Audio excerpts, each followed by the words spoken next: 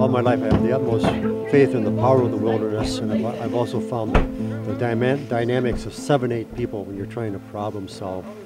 If you add more numbers above that, you kind of take away from the interaction. So small group in a wilderness setting, and to build a center here, I felt I could make the biggest impact by reaching top-level leaders and decision makers, especially for breakthrough, innovative thinking.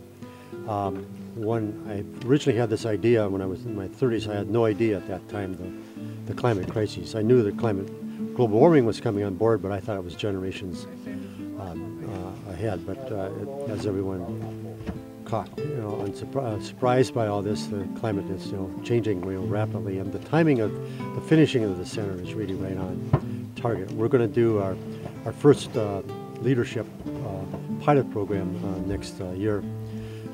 This coming summer. Then the year after that we'll probably do 2, and then within 2 years we'll start building that out. And we also run programs. We have our summer residency programs here. We have generally younger people, 19 to 25, that spend 3 months here, and they work.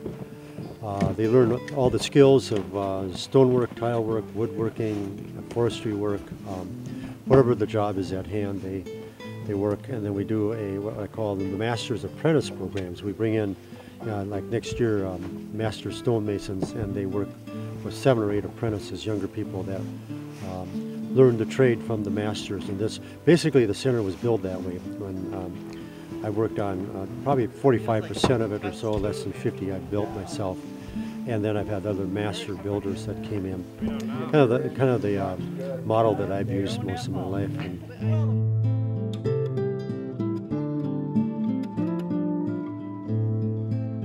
Being in the wilderness itself is very empowering, but young people, they construct, they do things that they don't think they could possibly do. They're inspired by the building itself.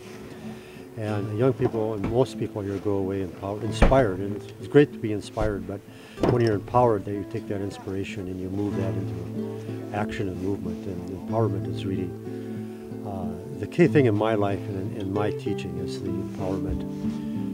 Basically educate you, inspire, empowerment, and the wilderness really embodies the empowerment, the inspiration. Wilderness, of course, is where I get my energy, my vision.